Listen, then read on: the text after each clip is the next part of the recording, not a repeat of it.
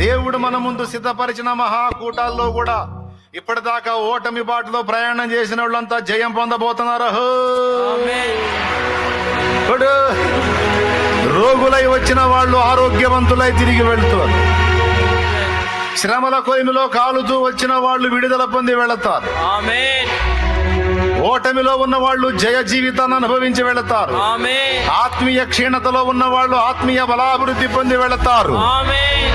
ఓ గొడ్రాండ్రుగా ఉన్న వాళ్ళు దేవుడి కృప పొందిన వాళ్ళై సమూయేళ్లను కనుటకు యోగ్యమైన పాత్రలుగా తీర్చబడి వెళతారు. నా తండ్రి చేస్తాడు. రక్షణ లేకయే వచ్చిన వాళ్ళు రక్షణ పొంది కదులుతారు. రక్షణ పొంది బలహీనపడ్డ వాళ్ళు బలాభివృద్ధి పొంది కదులుతారు. అన్య జనులలో నా దేవుడు మహిమపరచబడతాడు.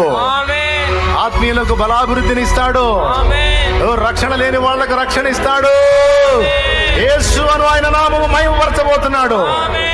ఓ యేసు అను నామము కీర్తించబోతున్నాడు, ఘనపరచబోతున్నాడు. హల్లెలూయా. ఆ 4 దినములు నా తండ్రి సన్నిధిలో నా ప్రభు పాదముల చెంత గడిపిన వారు ధన్యులు, ధన్యులు, ధన్యులు. తర్వాత మీ ఇష్టం. నా దేవునికే మహిమ కలుగును గాక. వస్తారో రారు ఇక నేను అడగను. వచ్చారని లేకపోతే లేదు, ఇక మీ ఇష్టం. నేను బదిలాను. బాగుపడాలనుకుంటావా, ఆశీర్వదించబడాలనుకుంటావా, విజయ పదంలో ముందుకు సాగాలనుకుంటా పరిగెత్తు. కొంతమందికి తెలివితేటలు ఎక్కువ. నేనే 3వ రోజు వస్తా లెక్క. 2 రోజులు చివరి రోజు రా. కోటం అయిపోయి నాకు సిత్తుకాయతాలు ఉంటాయి, ఏరుకోవడానికి రా. దేవునికి స్తోత్రం. సంచి ఒకటి తీసుకొని అప్పుడు రా. తండ్రి సన్నిధికి చెందిన వాళ్ళందరికీ ముందే చెబుతున్నాను. నేను తండ్రి సన్నిధికి చెందిన శాలేమన్న మాట నేను ఫాలో అయ్యేవాడిని. ఎంతమంది స్త్రీలు ఉన్నారు, ఎంతమంది పురుషులు ఉన్నారో, ఎవరు ఉన్నారో అందరికీ చెప్తున్నా. మొదటి కూటమి నుండి చివరి కూటమి వరకు 4 రోజుల కూటములలో ఏది మిస్ కాకూడదు. ఏది మిస్ కాకూడదు. మొత్తం మనం ఆయన సన్నిధిలో గడపాలి. మనం పరిచర్య చేసుకోవాలి. ఇక 4 రోజులు మనం అక్కడే.